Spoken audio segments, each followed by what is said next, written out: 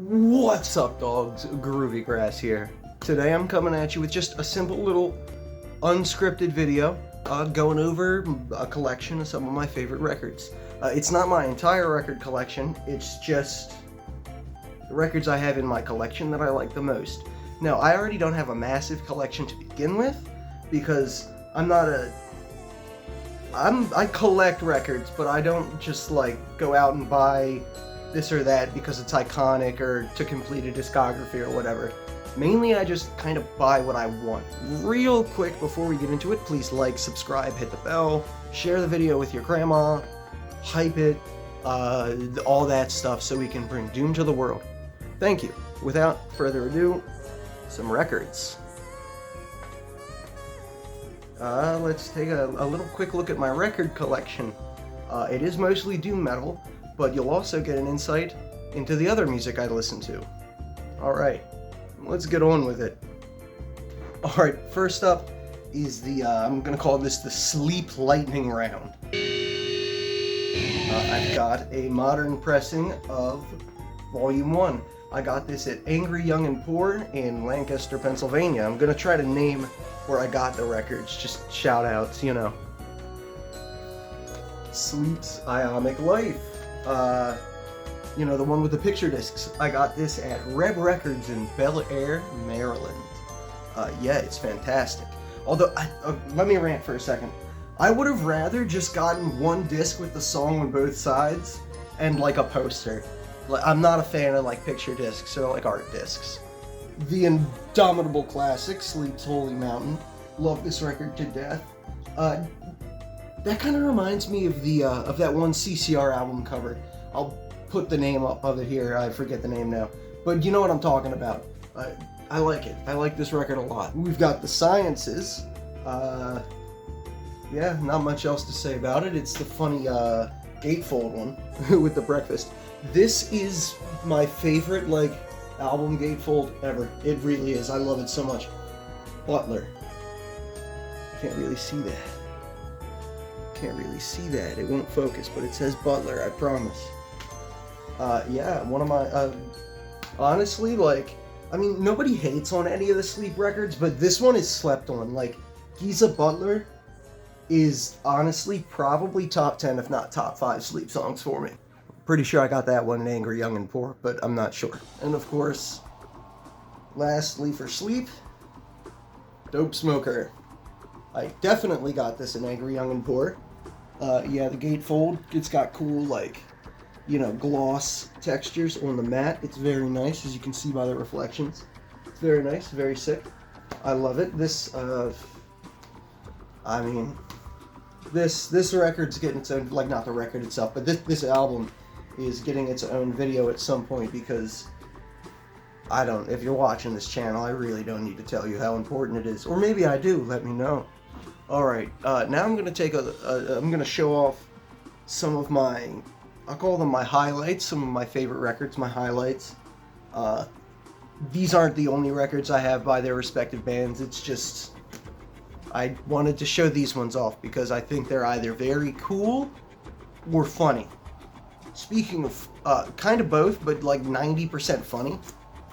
Black Sabbath, 7th Star, featuring Tony Iommi. It's an alright record, I guess. I got this at Retro Replay in Bel Air, Maryland. Yeah. This album's alright, I guess.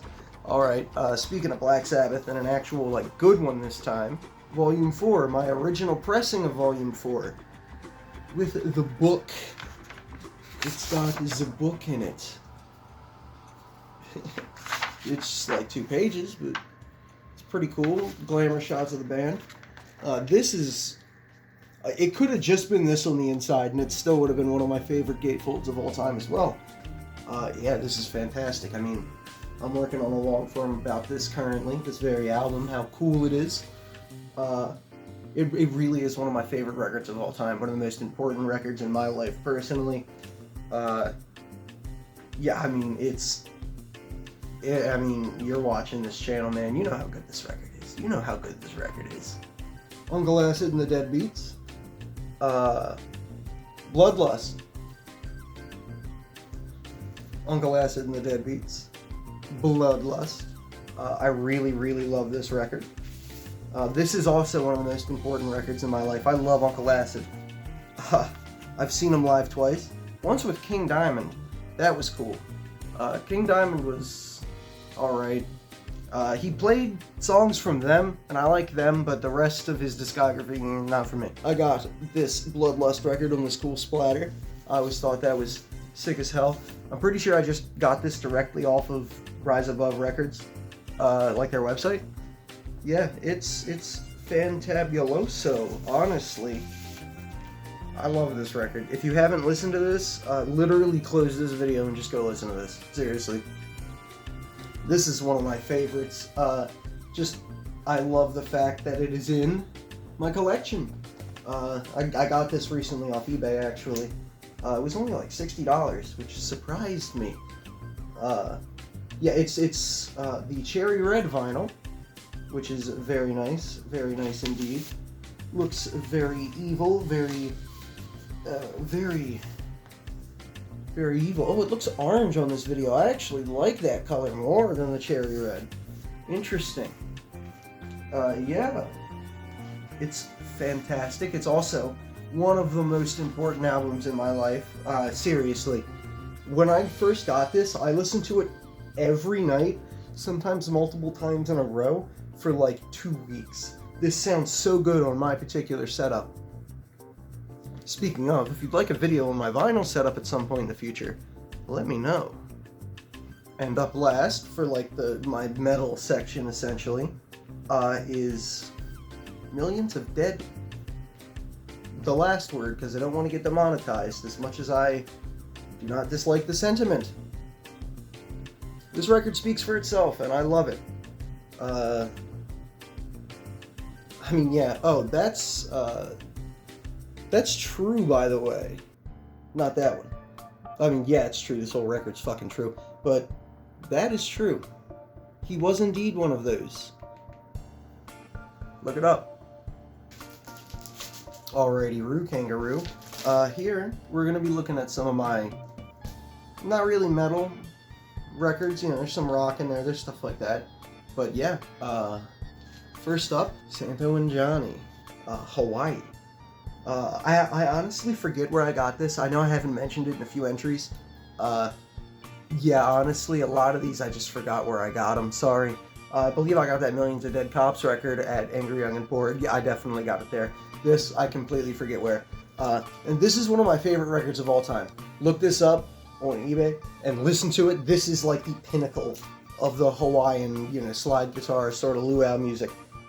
I have a really soft spot for that, despite it being colonizer shit, but you know, I really, really, really like the sound of that music, and this is the best example of it. I could talk about this all day. King Crimson? No. This is a Uriah Heep household.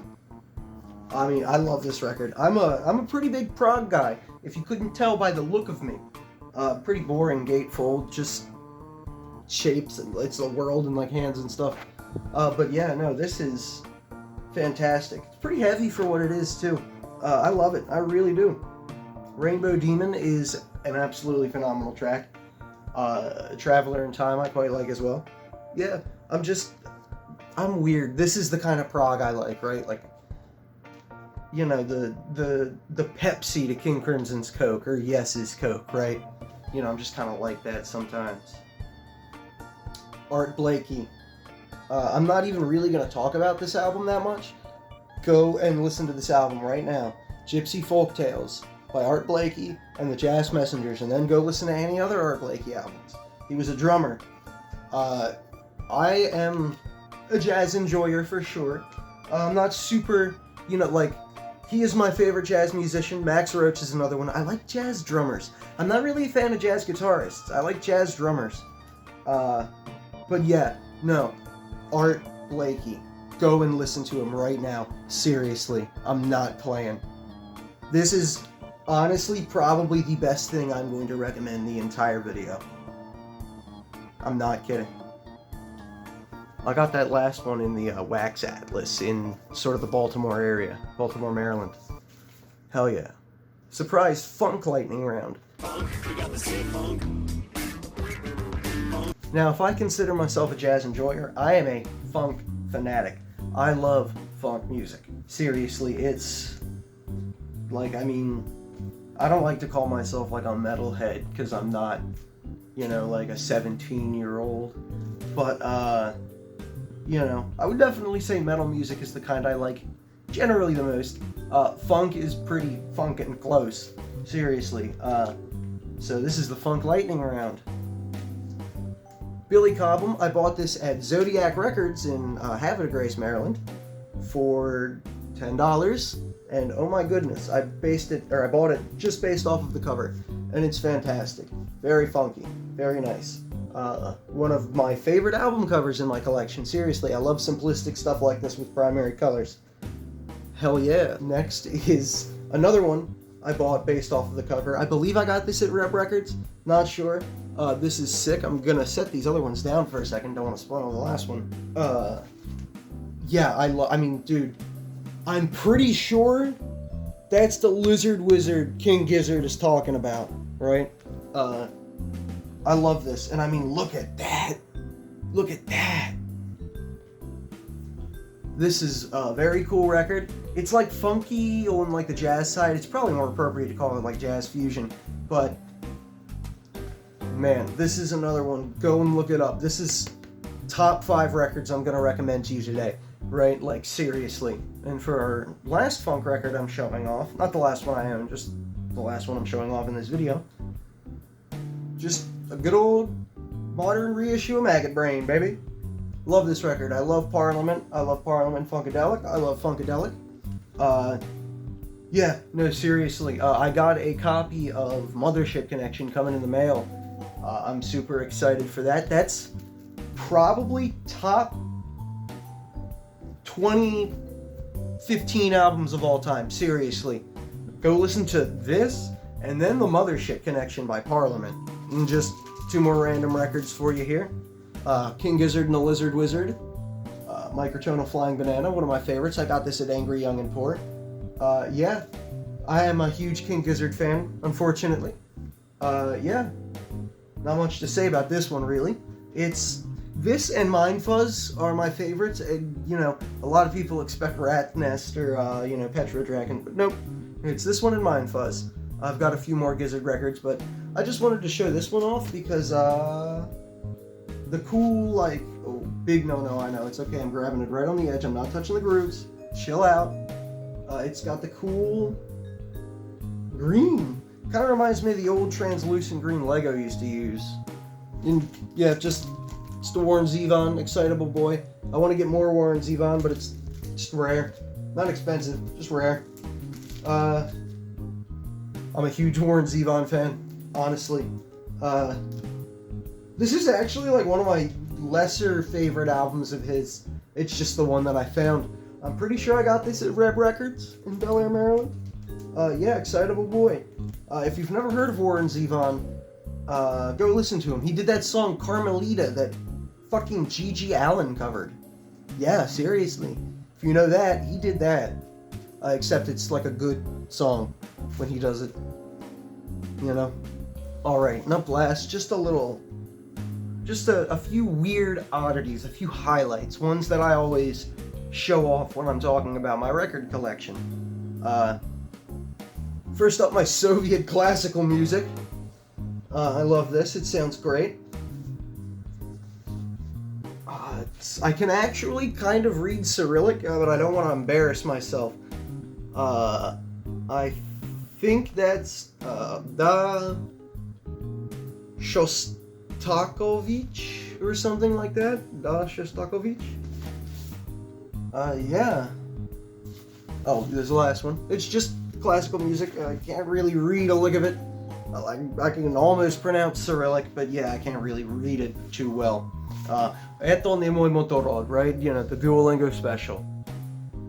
Up next, this is a rare one. This is one of the most expensive records in my collection, and it's honestly just really cool. It's from a band called Id, and it's called Where Are We Going? And it's signed by the original bassist, one of the only surviving members, Kevin Orsi. I know his nephew, good friends with his nephew. So yeah, I bought this record from a place where I was working that I'm not going to name because they fucking sucked and they're gone now, which is great. But yeah, this is very rare. It's very niche. I used to live in the area that these guys were all from, and it was fantastic buying this record and being able to get it signed by one of the original performers on it. It's pretty obscure. It's pretty good. It's prog, all right. It's got a great cover. You know, I'm a big fan of UFOs, if you couldn't tell. Big fan of UFOs. I'm not like some crazy conspiracist. I just kind of fuck with it, you know.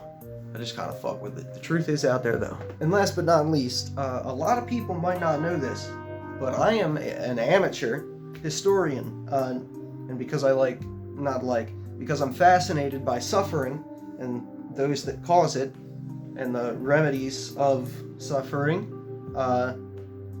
you know, I focus on the Vietnam War. This is a very heavy subject, obviously, or at least it should be treated heavily. I do North Vietnamese forces, which is, I'm just fascinated by North Vietnam. And Vietnam will win. They, spoiler alert, they did. This is a very rare record, very hard to find. And yeah, it's a piece of history. This was recorded while it was going on, before they won. Yeah, it's absolutely, I'm very proud to have it in my collection. It's not something I listen to very often. I do like a lot of the music on it. Vietnamese music is great. You know, not even just this propagandic music, just go and listen to some Vietnamese music. The Dan Bao is a fantastic instrument. Absolutely, this is one of my favorite records in my collection, just because of how, I mean, it's got an insane story. It's very rare, especially in the United States, as you can imagine. And yeah, it's just it's a legitimate piece of history. Like, all these were recorded in North Vietnam, recorded by the Vietnamese, like by the dudes out there fighting and getting turned to dust. Absolutely incredible piece of history, and I'm very proud to own it. That's about it, honestly. I hope you enjoyed this video. I got a couple others in the works. Like, subscribe, hit the bell, hype the video, share it with your grandma, so we can bring doom to the world.